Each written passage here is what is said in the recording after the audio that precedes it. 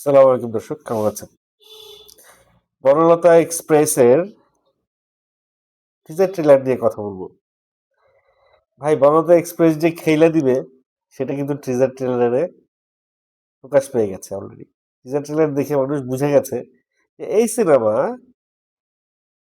যে কোনো সিনেমাকে পেছনে ফেলে দেবার মতো বক্স অফিস কালেকশনে। দেখেন, শুধু যে অ্যাকশন, ধুমধুমার মারপিট আর মানে ভয়াবহ একটা সিনারিও, এগুলো দেখাইলেই যে মানুষ সিনেমা দেখে বাহাবা দিবে, হাততালি দিবে, তা কিন্তু না। এই বর্বরতা, এই মারামারি, পিটাপিটি, কাটাকাটি, এগুলো দেখতে দেখতে বেশিরভাগ দর্শকরা হাঁপায়ে উঠছে। আর এগুলো দেখতে চায় না মানুষ। ঈদের সময় একটা নিপাট আনন্দের একটা টাইম কাটাতে চায়, এখানে একটা পরিচ্ছন্ন বিনোদন থাকবে। হুমায়ুন আহমেদ লিজেন্ডারি রাইটার, একজন উপন্যাসিক যার বই ছোট থেকে বুড়ো পছন্দ করে না এরকম লোক পাওয়া যাবে না।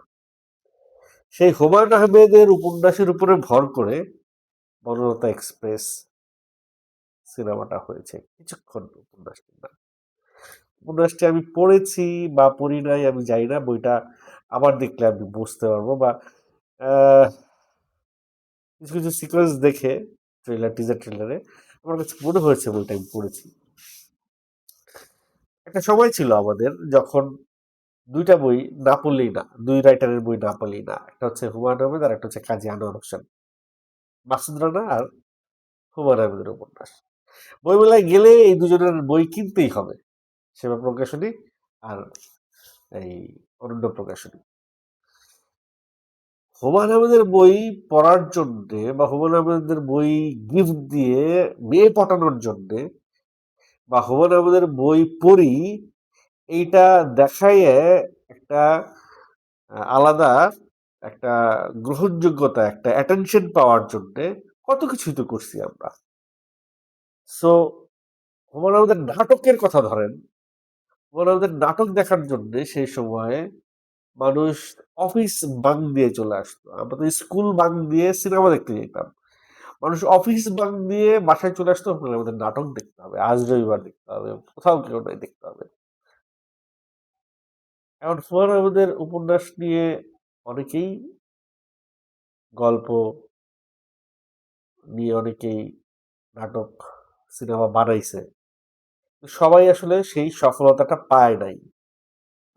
তৌকির আহমেদের দারুচিনি দ্বীপ, ইস, সিনেমাটা যে কি ব্যাপক সমাদৃত হয়েছে। হুমায়ুন আহমেদের দারুচিনি দ্বীপ দিয়ে তৌকির আহমেদ বানিয়েছিলেন।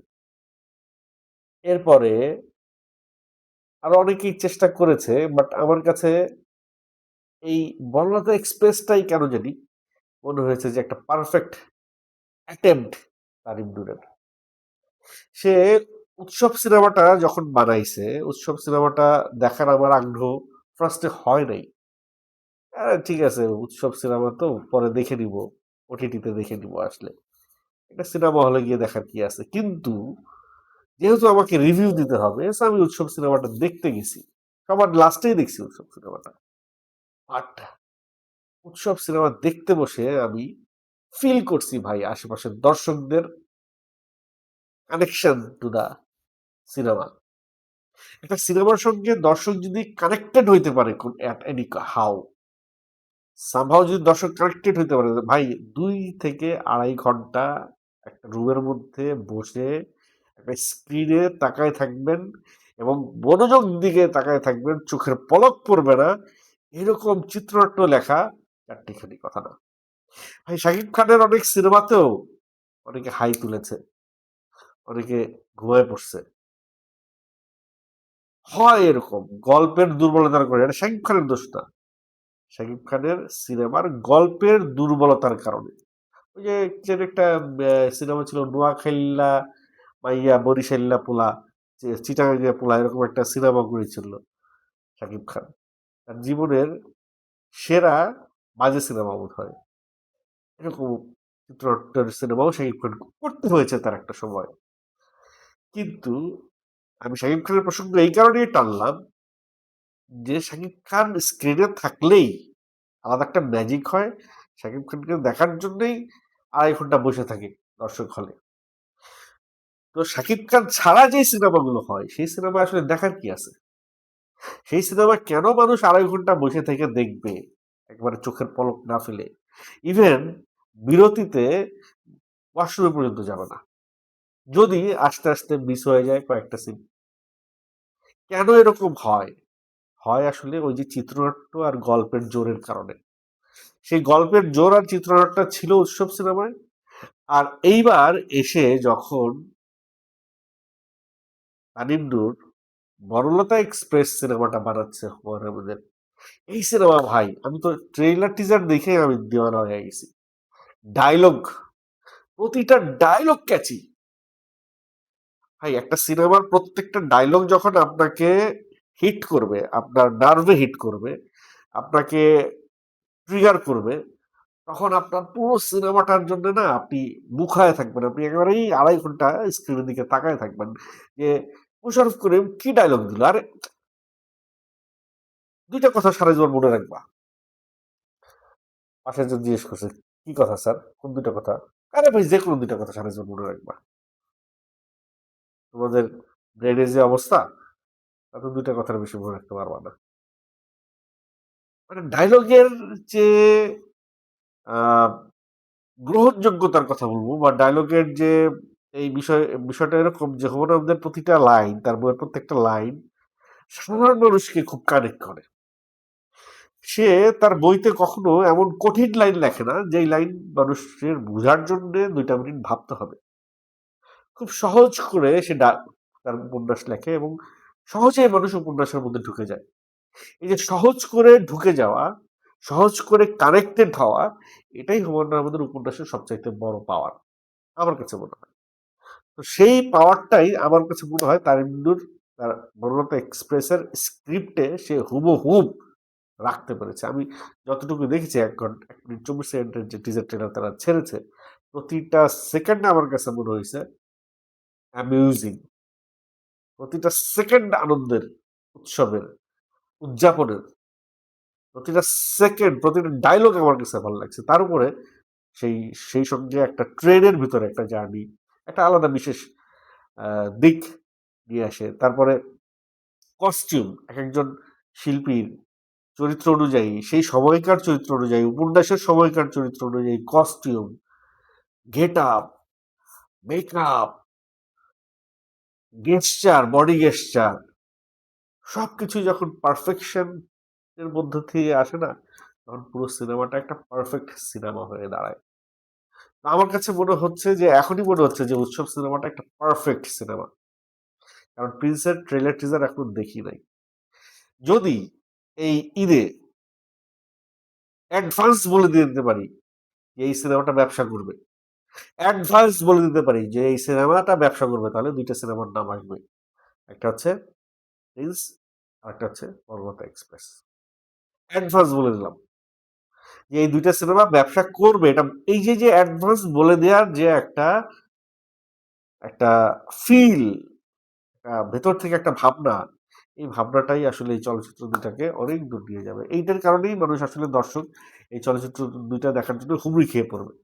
ভাই তার মানে অন্য সিনেমাগুলো ভালো হয়নি তা না, এটা আমি বলতে চাচ্ছি না। রাক্ষস খুব ভালো কাজ করছে, বাট সেই ফিলটা রাক্ষসের অ্যাক্সিয়াম আমাদের কিছু লুক টুক আমরা দেখতে পাচ্ছি এক্সট্রাঅর্ডিনারি। এছাড়া রাক্ষসের এমন কিছু জিনিস এখনো পর্যন্ত সামনে আসে নাই যেটা নিয়ে আমরা বলতে পারি যে পুরো সিনেমাটাই 2.5 ঘন্টা একেবারে পিন পয়েন্ট ভাবে চোখের পলক না ফেলে 2.5 ঘন্টা পুরো সিনেমাটা দেখার জন্য মানুষ বসে থাকবে। এখনো পর্যন্ত ওইরকম একটা সিচুয়েশন তৈরি হয়নি অন্য কোনো সিনেমা নেই।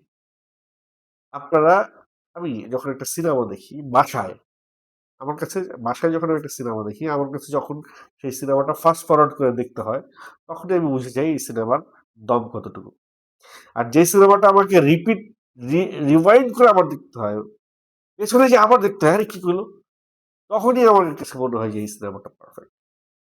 সো বনলতা এক্সপ্রেস এমন একটা সিনেমা হতে চলেছে, এটা ফাস্ট ফরওয়ার্ড করে দেখার মতো সিনেমা না।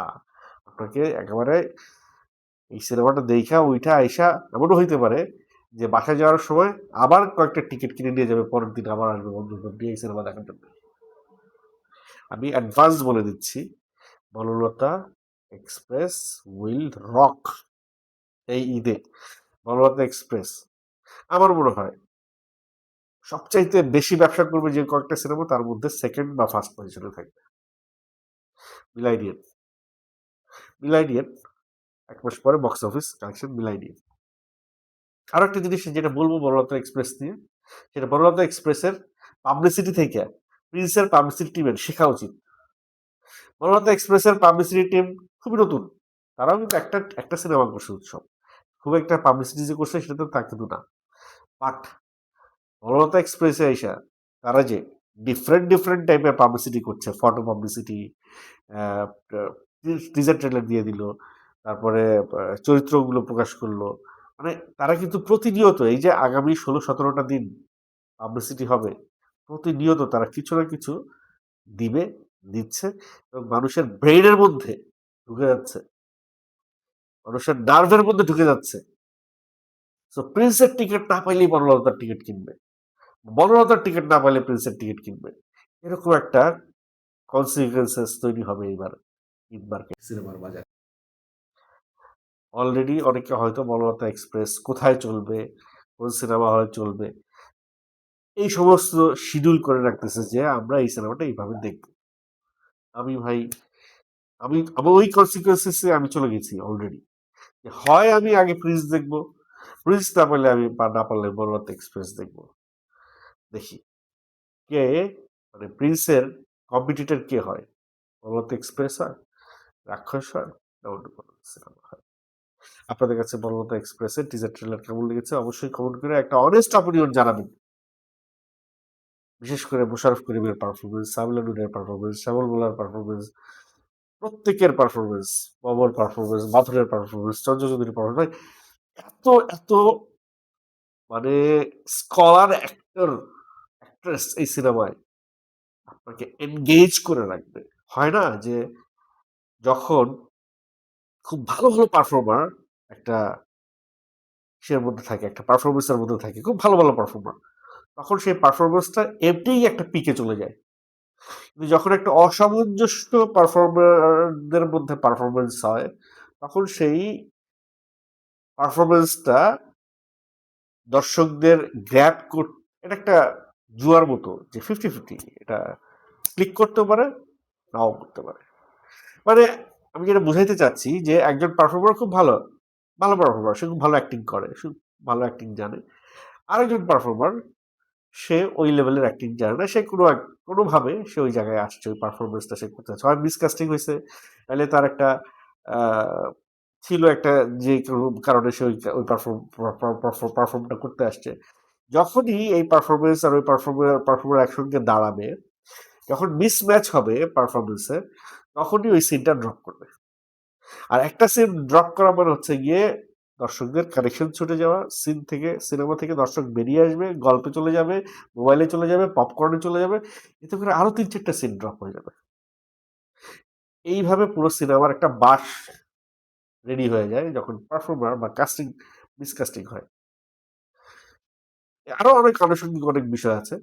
তো আমার কাছে মনে হচ্ছে প্রপার একটা কাস্টিং হয়েছে এই সিনেমায়, একবার পারফেক্ট কাস্টিং হয়েছে, কোনো মিসকাস্টিং এখানে হয় না, এবং খুব ভালো ভালো পারফর্মার এই সিনেমায় অ্যাক্টিং করছে।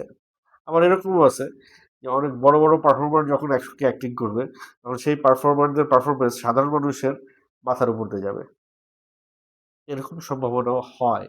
তো সেটাই এই সিনেমায় হবে না, কারণ উপন্যাসটা হুমায়ুন আহমেদের, উপন্যাসের ডায়লগগুলা খুবই সাধারণ, খুবই সিম্পল, যে কেউ শিশু থেকে বৃদ্ধ যে কেউ এই সিনেমাটাকে ওন করতে পারবে, যে কেউ এই সিনেমাটার ভিতরে ডুবে যেতে পারবে। আমি তো ডুবার জন্য রেডি। আপনারা কে কে এই সিনেমাটা আপনাদের ওয়াচ লিস্টে রেখেছেন একটু কমেন্ট করে জানাবেন।